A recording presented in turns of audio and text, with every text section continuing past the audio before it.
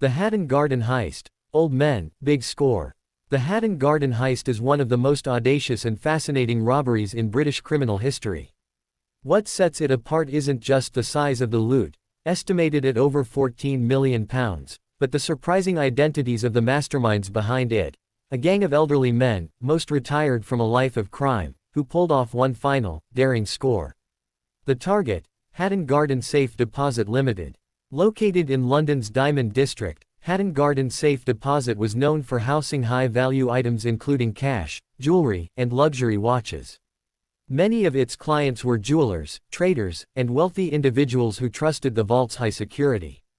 The gang saw it as the perfect target for a once-in-a-lifetime job. The planning. The heist was not a spur-of-the-moment act. It was meticulously planned over several years. The gang, mostly in their 60s and 70s, were experienced criminals with knowledge of alarms, locks, and surveillance systems. They carried out multiple visits to the premises, even posing as maintenance workers to gain insight into the layout and security system.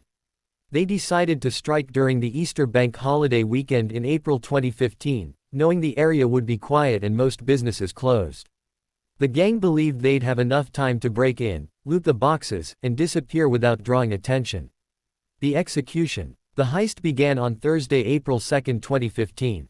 The men entered the building through a lift shaft, disabled the security systems, and used heavy equipment to drill through a 2-meter-thick concrete wall into the vault. They worked for hours but were forced to leave on the first night when they couldn't open the vault door due to a malfunction with their equipment. Undeterred, they returned on Saturday, April 4, and resumed their work. After drilling a hole into the side of the vault, they crawled in and looted 73 safety deposit boxes. They took cash, diamonds, gold, and other valuables, stuffing them into wheelie bins which they carried out disguised as workmen. The gang left behind a chaotic scene, with safety deposit boxes ripped open and the vault ransacked. But there was no immediate sign of forced entry to the outside world, and the alarms had been tampered with to delay police response. The aftermath. The initial estimate of the haul was around £14 million, although some experts believe the total value could have been higher due to unreported losses. At first, the gang seemed to have gotten away with it. But the Metropolitan Police launched a massive investigation known as Operation Geranium. Using CCTV footage, vehicle tracking, and phone records, the authorities began to piece together the identities of the suspects. They discovered that the gang had been using a white van during the heist, and surveillance footage led them to a series of meetings held at a pub in North London. The investigation revealed the core members of the group. Brian Reeder, 76, known as the Master, or the Governor. Terry Perkins, 67. John Kenny Collins, 75. Daniel Jones, 58.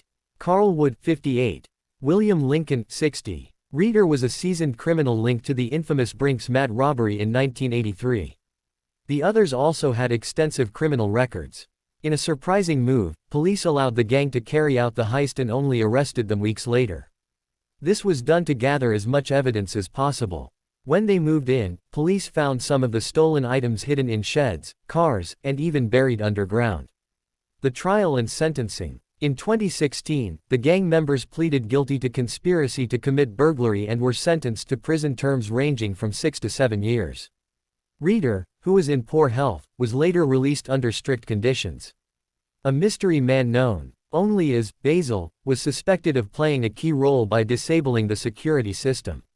For years, he remained at large, until in 2019, police arrested Michael Seed, an electronics expert, and convicted him as the elusive Basil.